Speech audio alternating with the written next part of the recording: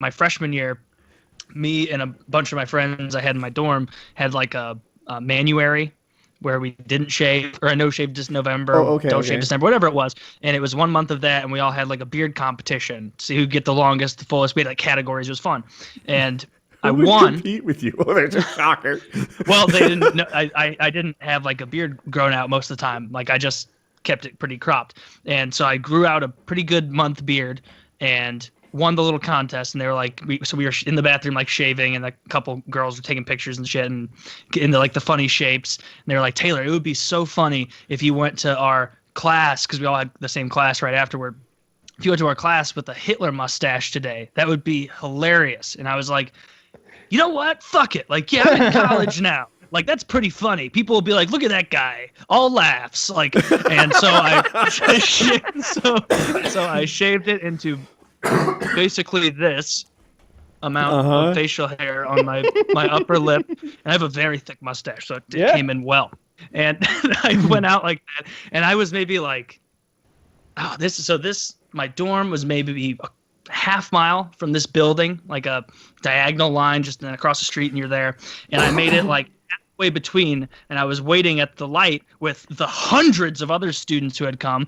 By the way, I had a thing where I was like, I need to get to this class on time. I hate going in late, even if it's a big thing. And so my friends didn't come with me. They didn't mind being late. And so they were back there. And so I didn't have anybody with me to do like the nice, like, man, that's so funny. It's so funny that as a lark, you shaved that and think that you believe, but I didn't have that guy. And so I was just this guy standing there being like, well, now I cannot go back and shave it, or I'm going to be late. So I'm just going to, I guess, sit in the back. I don't know. And so I just like walking across, getting eyes, more like curious than like what the fuck? And then like a couple people being like, "Oh, nice Hitler mustache, bro," because of course you expect people on college campuses to yell it out. And so I just go the remaining walk, pretty much acting like, "Oh, do I have a nosebleed? I may have a nosebleed. Oh, let me check that out."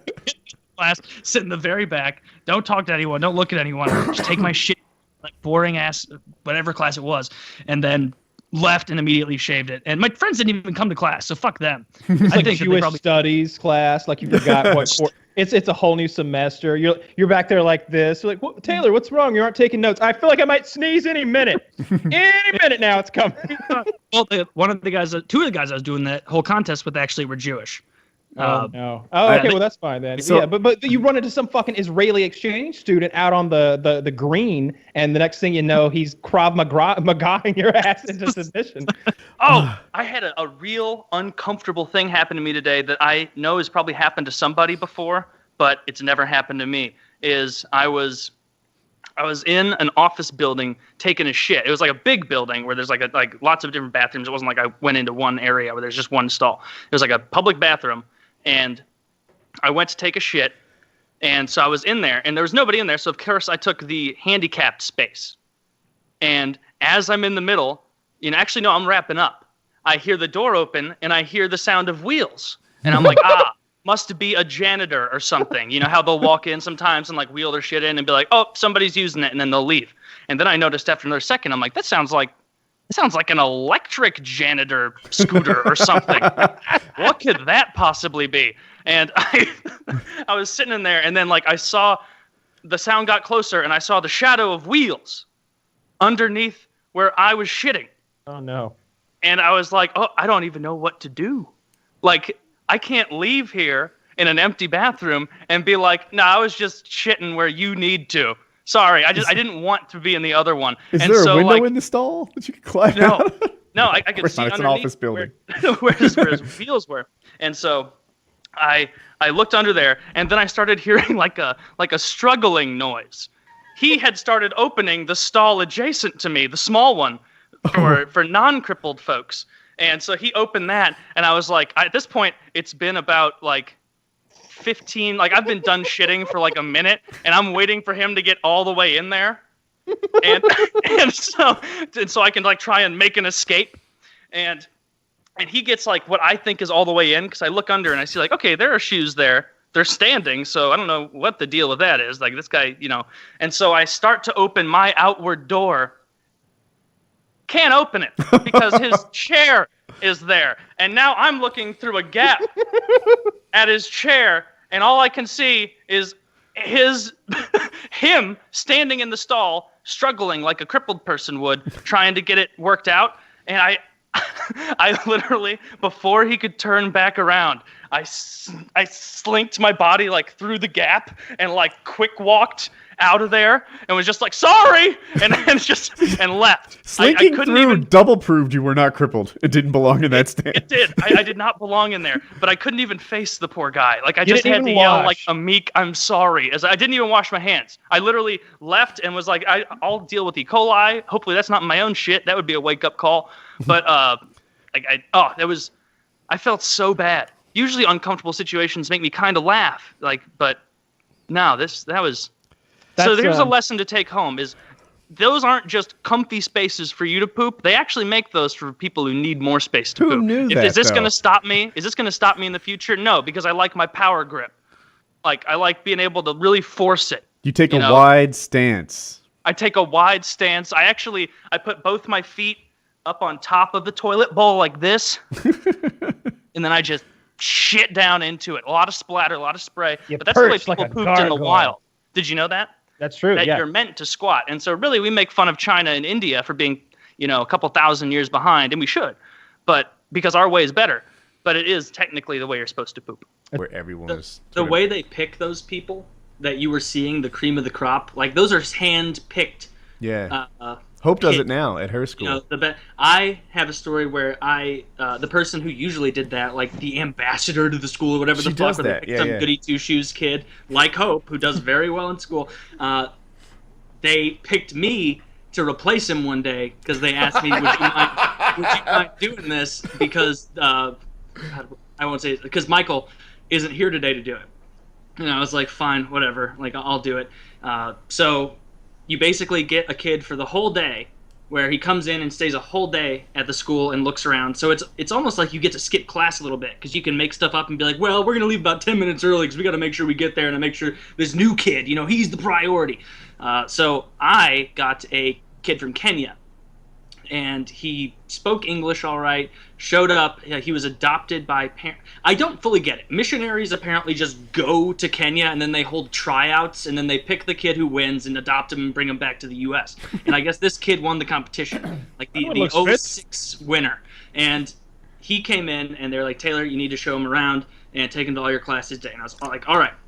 And so I didn't have any experience with it, so he was asking me questions that I didn't have answers to, like, and what is it time to do if I do not bring a lunch? And it's like, it's fine, man. Like you can just go down there and they'll give you some lunch. Like I'm sure they're not going to make you pay. Like it's no big deal. And he's like, oh, I understand. And it's like, okay, I don't know if you do, but we're gonna keep going. And then Was he deaf?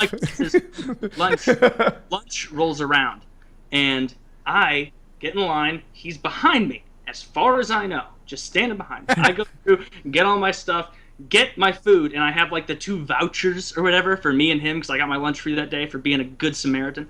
And I turn around to find him, and this kid's fucking gone. And I went to private school, and so I could pick out a black face back there in this crowd of people if need be. Like I should have been able to be like, "Bo, gotcha, come over here, like, jog it up. You're good at that." Like, Oh, God. and really nice guy, but I looked back and he was fucking gone. And so I backtracked, went through the whole line, this weave, couldn't find this kid. And I looked around the entire lunch hour, first being like, God damn it, like I told him to stay with me.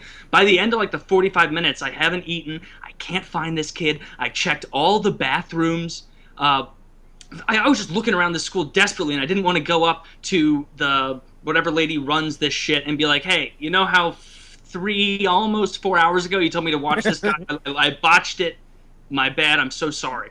And I didn't want to do that. So I looked around, skipped my next class, just walking around trying to find this Kenyan kid who nobody had brought back in yet. And I found him at the tennis courts, no tennis ball, no tennis racket. He was just sitting on the tennis courts, and he told me it was because it was a really nice day. You And gotta so, learn to appreciate the little things, you know? yeah, but it was like, dude, like, you almost fucked me here. Like That's it the was main like a concern. dick for losing you, and you're just sitting out here on the tennis courts. Like he didn't even look over and have a look of like, oh, you found me. It was just kind of like, oh, he's here as well. Now we're both on the tennis court. He didn't know he was lost. Yeah, he didn't know he was lost. He was just enjoying it. But I never got asked back to do that. Well, you did a great job. win-win. He did end up going to the school, so I guess I was pretty good. You know, like I guess he just thought you could walk out to the tennis courts whenever. So take a break. I had never taken a dick pill in my life. And last night, I was coming home, and me and my girlfriend I knew she was coming over to make dinner, and we were going to hang out. And I was like, you know what? I'm taking a dick pill. And I'm going to see how this goes. Because I've never had a problem getting a boner because I'm a young guy. And so I'm like, man, this is going to push me. This is going to make me like Thanos was when he got all the special gems or whatever. You know, snap my fingers and that pussy's destroyed. You'd Is be what Taylor you the can White, do with that. right? Your upgrade. And Taylor the White.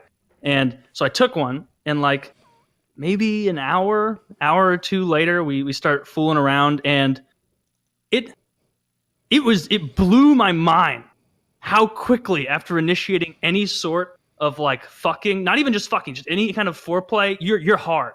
It's not, your dick does not, you know how usually when your dick gets hard, you can like watch it and like it's growing out and everything. It's like an emphysema patient trying to make a blow up a balloon. Exactly. It's going out and it grows and then it flops up and then it then it sticks up and whatever. This, it's like fast forward times 10. It's just you are erect instantly and you have the hardest fucking boner you've ever had in your life. I was like sitting there like, Kyle, you've known about this for how long? And you didn't tell me to get on dick pills?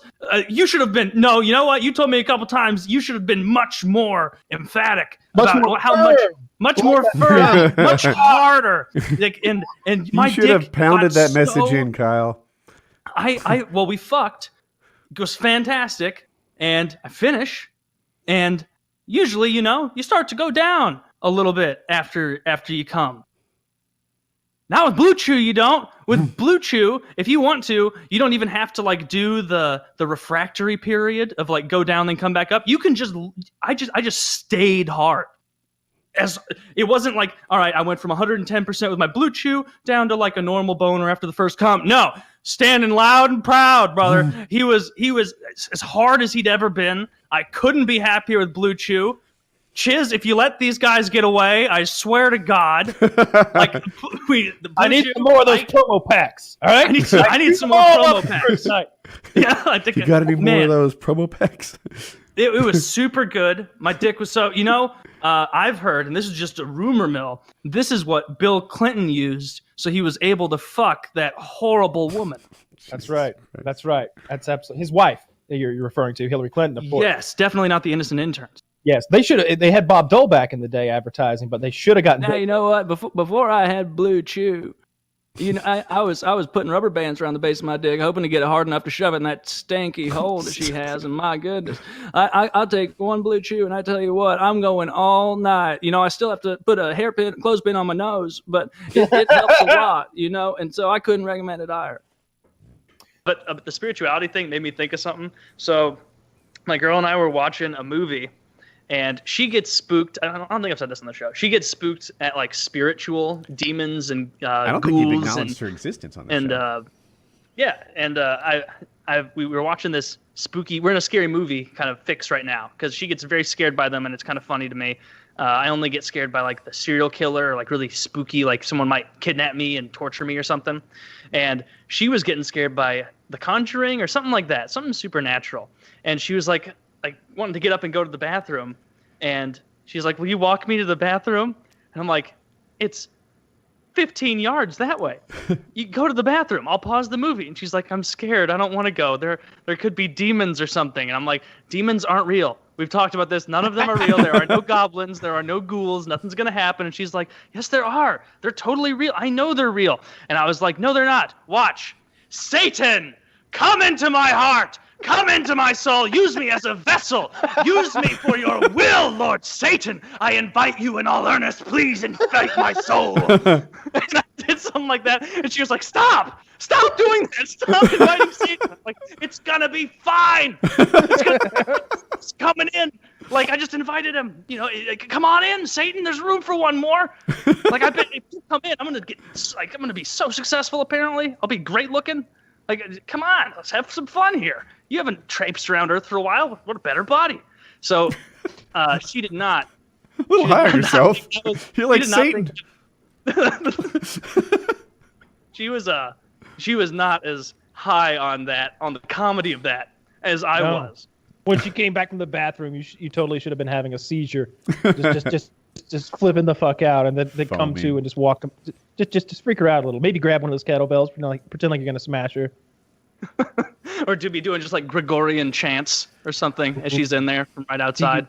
If you know any Latin, that would be the time. No.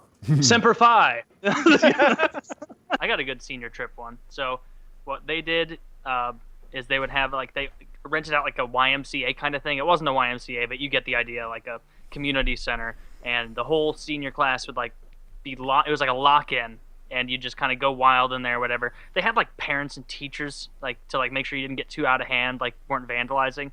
And that same guy, the fucking poop bandit, didn't do any poop related things on this trip, but he first of all, he kept sneaking out of the lockout to sell cocaine to people in the parking lot of this YMCA. He was a reasonably big drug dealer. So senior kept sneaking out to sell cocaine to people. He was doing a ton of coke.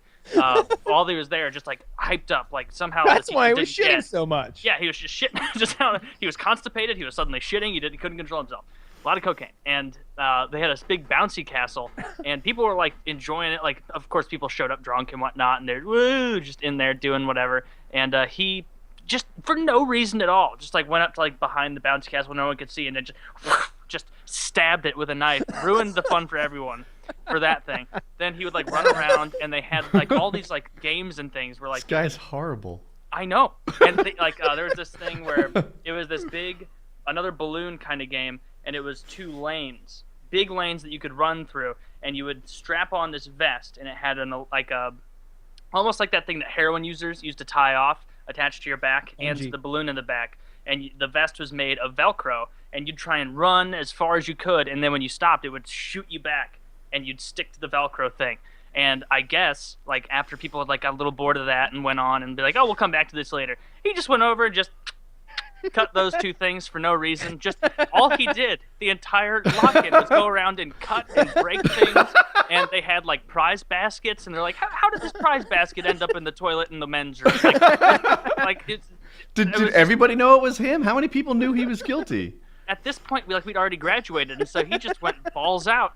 I'm wrecking stuff, and it doesn't matter. And this, it was either this kid or another kid another kind of goofy fuck up. But when we all got diplomas where it was you graduated and blah blah blah and great for you, his said thank you for participating at X school, just thanks for coming. He didn't actually graduate, but he just went around and Did they say that on stage? Please tell me they're and congratulations to Jackass for participating. No, they didn't do that. But, it was in that pamphlet that they give you, and you kind of open it up, and he showed it to us oh, guys, check it out. Thanks for participating. Yeah, right. And it was dude, you're so high on coke, I can see myself in your pupils right now. But And everyone else just says congratulations on graduating or something. yeah. That they had to talk to Kinkos or whoever, and yeah, we need all of them like this, and then we need 2 like this. Just put a big middle finger on there. Just trace mine and put that in the background. Watermark That's it. embarrassing. I got a good shit story. I almost wanted to save this one for PKA, but this can be a Patreon exclusive. So I went fly fishing. I've mentioned that before with my dad this past year, and it was just us 2 and the guide. And it was just this dude in his truck. He picked us up, drove us to Eastern Oregon, and did a whole day of fly fishing. We got there. I get out, and I felt a rumbling in my stomach in the car on the way there. And I was oh, just weather this storm and get through it, and then you can hold it till you get home tonight. And so I got through it, thought it was going to be okay. We're fly fishing for 3 hours. Then we go to have lunch, and he brought some sandwiches that were soggy and gross. And so we were sitting there eating, and I was I just suddenly got the urge of if I don't get to a bathroom, I'm gonna shit my fucking pants right in this guy's waiters. And so I told him, I'm I really have to go to the bathroom. Can you drive me to that outhouse 3/4 of a mile away? And I just met this guy. My dad, the guy's like, yeah, sure. You want to wait till we're done eating? And I'm like, no, right now. I need you to get me in that truck, and we need to drive there. And my dad's like, all right, I'll wait here. We start walking up there, and I got so much closer to this guy than I should have for a day of fly fishing, where I was like, honestly, man, like keep in mind, I just met this guy. He's just showing us how to fly fish. I've known him for 2.5 hours. Like, honestly, man, like, I don't think I'm gonna make it. Like, would you mind if I just went and shat in the bushes right there? Just went and took a shit. And he's like, honestly, dude, it's like 3/4 of a mile down the road here. I think you can make it. I get up to his door, like the car door, about to open it, and I'm like, dude, like, is it right there? You said that it's 3/4 of a mile. Is it right over that hill? And he's like, it's right over that hill. I'm like, all right, I can do it. 'Cause I'm gonna shit my fucking pants. It is not right over that hill. And so I'm sitting there right next to him, and he's like, you good? And I'm like, and I'm shifting in his truck seat. I'm like, I'm not gonna make it. Like, I'm not gonna make it. He pulls right up to this outhouse, just right up to it. I get out, run over, just destroy this little public park outhouse. There's no door on it, so I'm just sitting there taking a shit, and he's like in his car, but it's facing me, so he's just like pretending to be on his phone in the middle of fucking Oregon where he has no service, and so I'm just shitting there. There's no toilet paper, so I have to take off the waders as I'm like sitting there with a just swamp ass poopy butthole, and take off one of my socks and just make do, just like put it on my hand like a mitten. My ass with the poopy sock, throw it away, just have a wet foot the rest of the day.